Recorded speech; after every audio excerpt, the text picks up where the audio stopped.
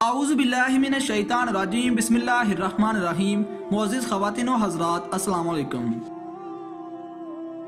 मोअज़्ज़िज़ नाज़रीन ग्रामी, बहुत ही कम लोग जानते हैं कि हज़रत आदम अलैहिस्सलाम से पहले इस दुनिया में क्या था। आज मैंने इसी मौजू पर वीडियो बनाई है और इस वीडियो को आखिर तक ज़रूर देखिएगा। अगर वीडियो पसंद आए तो लाइक ज़रूर कीजिएगा और इस चैनल को सब्सक्राइब कर दीजिएगा। तो दोस्तों, हजरत आदम अलैहिस्सलाम की पैदाइश से पहले क्या था, ये बात तो सभी जानते हैं कि सबसे पहले इंसान जो बनाए गए वो हजरत आदम अलैहिस्सलाम हैं। लेकिन सवाल ये है कि हजरत आदम अलैहिस्सलाम की पैदाइश से पहले क्या था और अल्लाह ताला किस चीज़ को सबसे पहले पैदा फरमाया। हम इसका जवाब कुरान और हदीस की रोशनी में देखते हैं, क्योंकि जनाब नबी करीम सल्लल्लाहु अलैहि वसल्लम का इरशाद है, मैं तुम में दो चीज़ें छोड़कर जा रहा हूँ, अगर तुम इनको मजबूती से थामे रखा तो हरगज गुमराह नहीं होगे। वो चीजें कुरान पाक और मेरी सुन्नत है। कुरान मजीद में इरशाद है, वही है जिसने बनाया आसमान और जमीन को 6 दिन में और इसका फर्श पानी पर था। यानी जमीन और आसमान की पैदाइश से पहले अल्लाह की सबसे बड़ी मखलूक पानी था। एक और जगह अल्लाह पाक इरशाद फरमाता है, और पानी से हमने हर जानदार को पैदा किया। अल्लाह पाक इरशाद फरमाता है, आप सल्लल्लाहु अलैहि वसल्लम आप इनसे पूछिए, क्या तुम इस खुदा का इनकार करते हो जिसने 2 दिन में जमीन को पैदा किया, और क्या तुम दूसरों को इसका बराबर ठहराते हो? और खुदा तमाम आलमों का परवरदिगार है। एक और जगह इरशाद बारी ताला है, और उसी ने जमीन बनाई और जमीन पर पहाड़ कायम कर दिए, और उसी ने जमीन में बरकत रखी और जमीन पर रहने वालों को ग़िज़ाएं दी। इसी जमीन में मुकर्रर कर दी, ये सब कुछ 4 दिन में मुकम्मल हुआ। एक और जगह अल्लाह ताला इरशाद फरमाता है कि अल्लाह ताला ने आसमान की तरफ तवज्जो फरमाई और वो इस वक्त एक धुआं सा था, सो इससे जमीन से इरशाद फरमाया, तुम दोनों हाजिर हो जाओ खुशी से या दबाव से। इन्होंने अर्ज किया, हम दोनों खुशी से हाजिर हैं। 2 दिन में इनको 7 आसमान बना दिया और हर एक आसमान में इसी के मुनासिब हाल हुक्म भेज दिया, और हमने आसमान और दुनिया के चराहों यानी सितारों से आरास्ता किया और नेज इस आसमान की दुनिया की हिफाजत की कि इस खुदा का मुकर्रर करदा निज़ाम है जो कमाल कुव्वत और कमाल इल्म का मालिक है। जमीन और इसके मुतल्लक चीजें ये सब 4 दिन में अल्लाह के हुक्म से मुकम्मल हुई। 2 दिन में जमीन बनाई गई और 2 रोज में इसके मुताबिक यानी जमीन में किस्म किस्म के दरख्त, मेवे, फल, गल्ले, हवानात और काने वगैरह पैदा फरमाई। जमीन और इसके मुतल्लक इशा की पैदाइश के बाद अल्लाह ताला ने आसमानों की तरफ तवज्जो फरमाई। आसमान के वजूद के आने से पहले सारा खला धुआं की तरह था। इससे अल्लाह ताला ने 7 आसमान बनाए, फिर आसमान और जमीन के मिलाप से दुनिया बसाई गई। आसमान से सूरज की शुआएं आई, गर्मी पड़ी, हवाएं उठी, इनसे गर्द और भाप ऊपर चढ़ी, फिर पानी बनकर बारिश बरसी, जिसकी बदौलत तरह तरह की चीजें पैदा हो गई।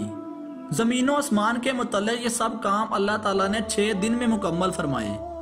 जैसा कि अल्लाह ताला इरशाद फरमाता है, बेशक तुम्हारा रब अल्लाह है जिसने पैदा किया है आसमान और जमीन 6 दिन में। इसके बाद अल्लाह ताला ने जमीन पर पहाड़ कायम फरमाए।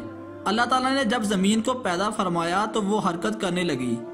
अल्लाह ताला ने पहाड़ों को पैदा फरमाकर जमीन पर रखा तो जमीन की हरकत बंद हो गई।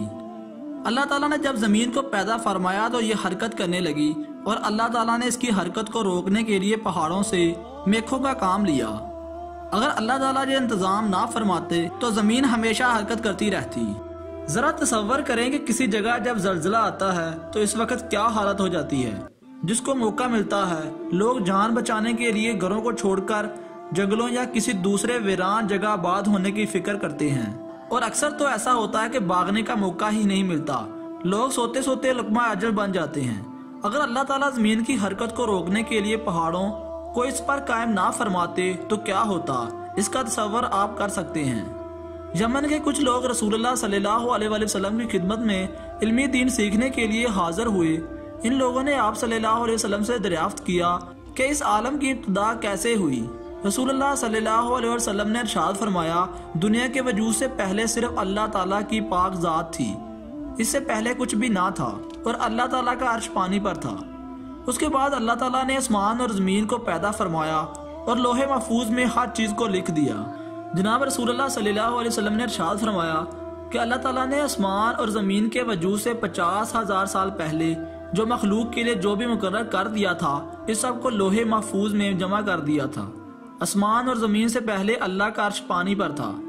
इसके बाद अल्लाह ताला ने कलम को पैदा फरमाया और इसको पैदा फरमाकर हुक्म दिया कि लिख। कलम ने दरियाफ्त किया, क्या लिखूं? अल्लाह ताला की तरफ से हुक्म हुआ, जो कुछ क़यामत तक मुकर्रर होगा वो सब कुछ लिख लो। तो क़यामत तक जो कुछ होने वाला है वो सब कुछ कलम ने लिख लिया। ज़मीन और आसमान के वजूद से पहले अल्लाह का अर्श पानी पर था।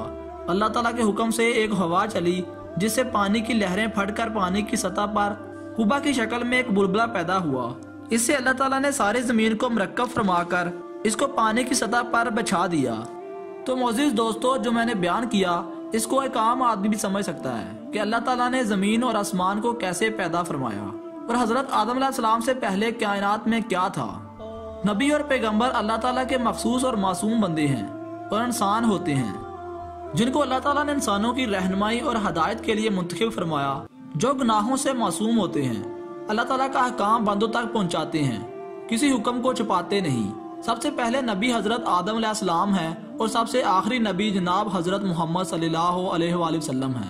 आप सल्लल्लाहु अलैहि वसल्लम पर अंबिया का सिलसिला खत्म हो गया और क़यामत तक आप सल्लल्लाहु अलैहि वसल्लम की पाक नबूवत जारी और सारी रहेगी। दुनिया में अल्लाह ताला ने बहुत से नबी और रसूलों को लोगों की रहनुमाई के लिए भेजा, जिनकी सही तादाद अल्लाह ताला को ही मालूम है।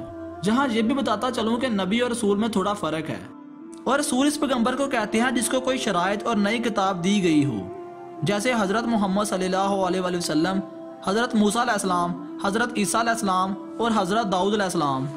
और नबी उन पैगंबर को कहते हैं खा इनको नई शराइत और नई किताब दी गई हो या ना दी गई हो, तो इनको नबी कहते हैं। दोस्तों, मैं उम्मीद करता हूँ कि आपको वीडियो पसंद आई होगी।